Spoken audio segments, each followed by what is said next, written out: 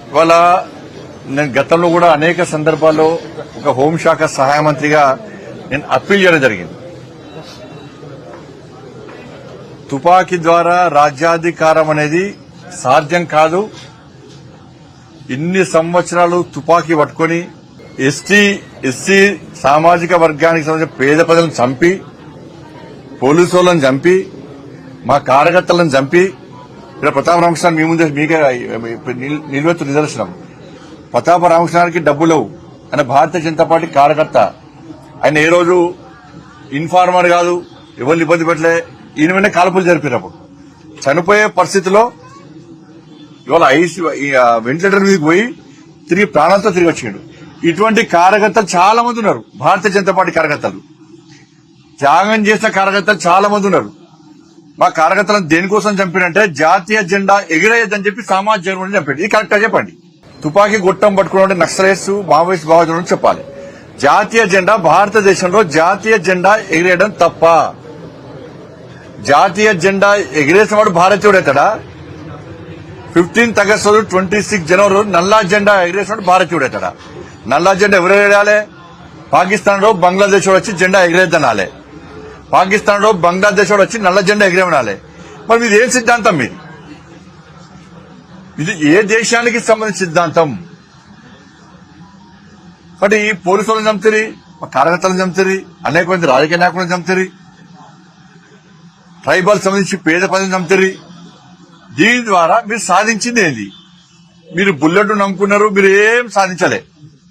మీరు సాధించింది ఏంటో మీకు అనవసరంగా ప్రాణాలు తీసుకున్నారు. మీరు జంగల్లో ఉండి. మేము బ్యాలెట్ నమ్ముకున్నాం. మీకు మాకు యుద్ధం అదే ఇన్ని సంవత్సరాలుగా. సిద్ధాంతపరంగా యుద్ధాలు. మీరు బుల్లెట్ నమ్ముకున్నారు, మేము బ్యాలెట్ నమ్ముకున్నాం. మమ్మల్ని మా ప్రాణాలు తీసారు. మీరు మాతో పాటు పేద ప్రజలు ప్రాణాలు తీశారు. ఇలా మేము ఏం చేస్తాం?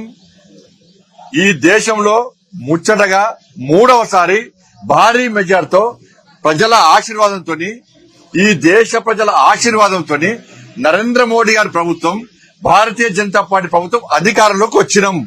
పేద ప్రజలకు సేవ చేయడం లక్ష్యంగా మేము వచ్చినాం. పేద ప్రజలకు సేవ చేస్తున్నాం కాబట్టి 3సారి మేము వచ్చినాం. మీరు తుపాకీ గొట్టాన్ని నమ్ముకున్నారు, డ్యూటీ చేసే పోలీసులను చంపారు, సమాజాన్ని రక్షించే పోలీసులను చంపారు, ఎస్సీ సామాజిక వర్గాన్ని పేదలను చంపారు. ఏం సాధించారు? ప్రాణాలు కోల్పోతున్నారు. మీరు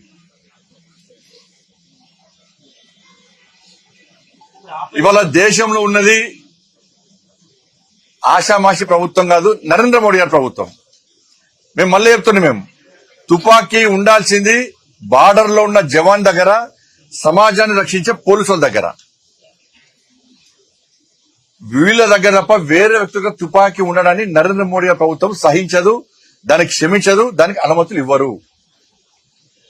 కాబట్టి ఇవాళ లొంగిపోవాలని చెప్పి మా కేంద్ర హోంశాఖ మంత్రులు అమిత్ షా గారు పిలుపునిచ్చారు.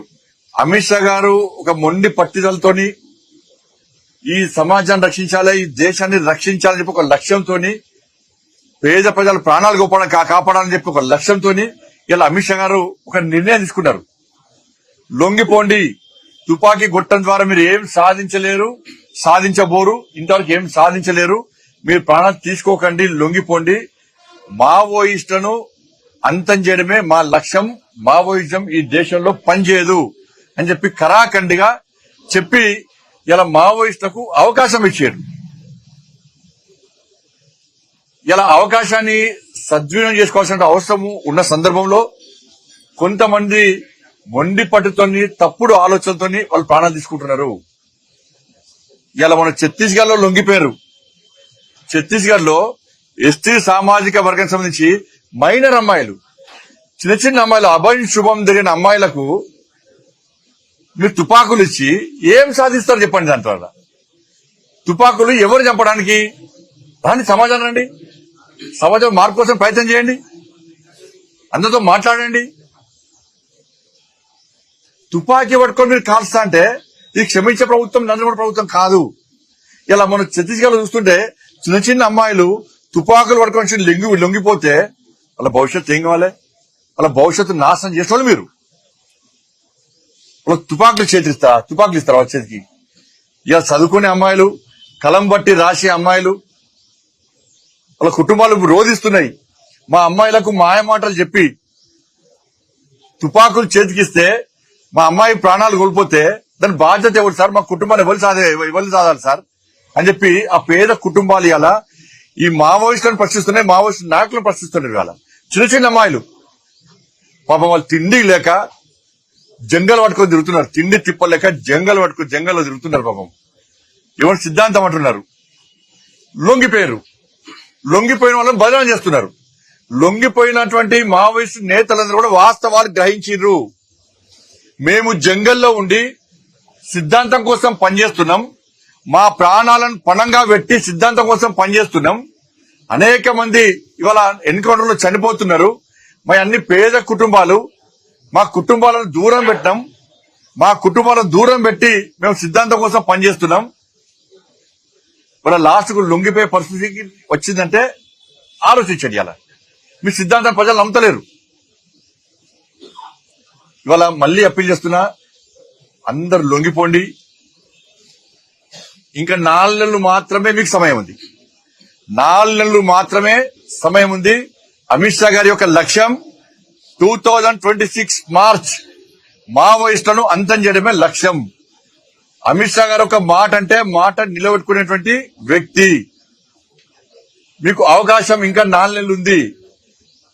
వాళ్ళ హిడ్మా ఇవాళ పెద్ద నాయకుడు, మావోయిస్ట్ సంబంధించి జాతీయ స్థాయి నాయకుడు ఏం సాధించాడు చెప్పాలి? ఏం సాధించిండు? ఇవాళ నువ్వు చనిపోతే ఆయన చనిపోయిన, భార్య చనిపోయా.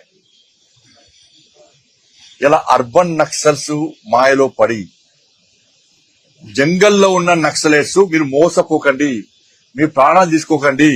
అర్బన్ నక్సల్స్ అనే వ్యక్తులు ఏసీ రూమ్ లో ఉంటారు. వాళ్ళ కుటుంబాలు మంచిగా ఉంటాయి. అర్బన్ నక్సల్స్ కుటుంబాలు మంచిగా ఉంటాయి. ఏ ప్రభుత్వం వస్తే ఆ ప్రభుత్వాన్ని కొమ్ము కాసి పైరవులు చేసుకుంటారు.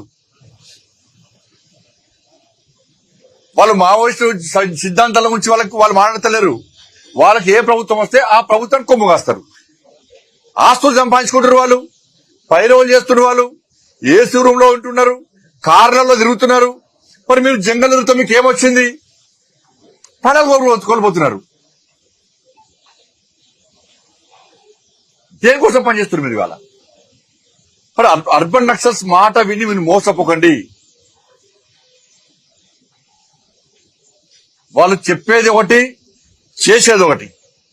కానీ ఇప్పటికైనా నేను మళ్ళీ అప్పీల్ చేస్తున్నా, ఎవరైతే అండర్ గ్రౌండ్ లో ఉన్నారో వాళ్ళందరూ కూడా వాస్తవాలను గ్రహించండి. మీ సిద్ధాంతాన్ని ప్రజలు నమ్మలేరు. అనవసరంగా మీ ప్రాణాలు తీసుకోకండి. మంచి ఆలోచనతో సమాజంలోకి రండి. మంచి ఆలోచన సమాజంలో సేవ చేసే ప్రయత్నం చేయండి. మీకు అండగా ప్రభుత్వాలున్నాయి. కేంద్ర ప్రభుత్వం మీకు సహకరిస్తుంది. అర్బన్ నక్సల్స్ మాట నమ్మకండి. వాళ్ళ యొక్క వ్యవహార శైలి, వాళ్ళ యొక్క ఆలోచనను, వాస్తవాలను గ్రహించండి.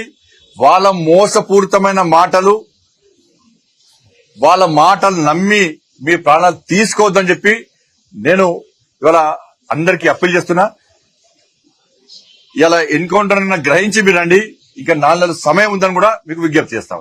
ఆపరేషన్ టగార్ పేరుతోటి కొన్ని వందల మంది మావోయిస్టుల పైన ఎన్కౌంటర్ జరిగింది. ఈ దాడుల్లో కూర్చొని చర్చించుకుందాం శాంతియుతంగా అని చెప్పి అటు మావోయిస్ట్ పార్టీకి సంబంధించిన కొన్ని శాంతియుతంగా చర్చించుకుందాం అని చెప్పి ఆ చర్చలకు బీజేపీ ఎందుకు ఒప్పుకోవడం? తుపాకీ చేతిలో పట్టి చర్చలకు ఒప్పుకుంటారా? నువ్వు తుపాకీ ముందు పెట్టి చంపుతా అంటే చర్చలకు ఒప్పుకుంటావా? దేని గురించి చర్చలు దేని గురించి? తుపాకీ చేతిలో గురించి చర్చ జరిపే ప్రభుత్వం అది కాదు. ఇవాళ మొన్న లొంగిపోయారు, చాలా పెద్ద పెద్ద నాయకులు లొంగిపోయారు. వాళ్లకు ఎక్కడైనా ఇబ్బంది కలిగించినమా? వాళ్లతోనే సంబంధిత అధికారులు, కేంద్ర ప్రభుత్వం వారితో చర్చలు జరుపుతూనే ఉన్నది. మీ ఆలోచన ఏంది? మీ సిద్ధాంతం ఏంది? మీరు ప్రజలకు ఏం చేయాలనుకున్నారు? అది చేద్దాం, అది చేయడానికి సహకరిస్తామని చెప్పి వాళ్ళందరికీ సహకరిస్తున్నామా లేదా? కాబట్టి మీరు ఒక చేతిలో తుపాకీ పట్టుకొని పోలీసులను చంపుతాము, అమాయక ప్రజలను చంపుతాము అని చెప్పి అనుకుంటూ ఉంటే చర్చ ఎట్లా చెప్తాం మేము? నేను మళ్ళీ చెప్తున్నా, బుల్లెట్ నమ్ముకొని మీరు ప్రాణం తీసుకుంటున్నారు. మీరు ఏం కాలే మీతోని. బ్యాలెట్ నమ్ముకొని ఇవాళ మేము అధికారంలోకి వచ్చినాం. బుల్లెట్ ఏం సాధించలేదు. ఆపరేషన్ కగారు కూడా వాళ్ళ ఎంతమంది ఆడ ట్రైబల్ సంబంధించి పేద ప్రజలు చంపినా లేదా? ఎంతమంది పేద ప్రజలు చంపారు మీరు? చర్చ జరిపేది వాళ్ళు అర్బన్ నక్సల్స్ అంటున్నారు. అర్బన్ నక్సల్స్ ఏం చేస్తున్నారు ఇవాళ? ఒక్కొక్క అర్బన్ నక్సల్స్ కుటుంబ చరిత్ర చూడండి.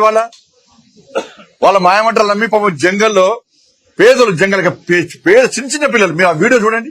పేద పిల్లలు వాళ్ళకి ఏం అమాయక పిల్లలను పట్టుకొని వాళ్ళకి లేనిపోయి నూరు శిబిరం పట్టణాలల్లో జల్సాలు చేస్తారు మీ కుటుంబ సభ్యులతోని. వాళ్ళకి చచ్చిపోవాలనా? వాళ్ళు పేదలు చచ్చిపోవాలా జంగల్లో? మీరు బ్రహ్మాండంగా ఉంటారు మీ కుటుంబాలతోని, అన్ని చేసుకుంటారు మీ కుటుంబాలతోని. కానీ జంగల్లో మాత్రం నక్సలైట్స్ మావోయిస్టుల పేరుతో సిద్ధాంతం పేరుతోని పేద యువకులను మోసం చేసి వాళ్ళని చంపుతారా మీరు? వాళ్ళ చావు కారకులు పేద ప్రజల మావోయిస్టుల పేరుతోని జంగల్లో ఉన్న పేద యువకుల చావులకు కారకులు అర్బన్ నక్సల్సే. నేను మళ్ళీ చెప్తున్నా, నక్సల్స్ ఎంత ప్రమాదకరమో ఆ నక్సల్స్ కు సపోర్ట్, మావోయిస్టులకు సపోర్ట్ చేసినటువంటి వ్యక్తులు కూడా చట్టరీత్యా నేరస్తులే, ద్రోవులైన విషయాన్ని స్పష్టం చేస్తున్నారు. ధన్యవాదాలు.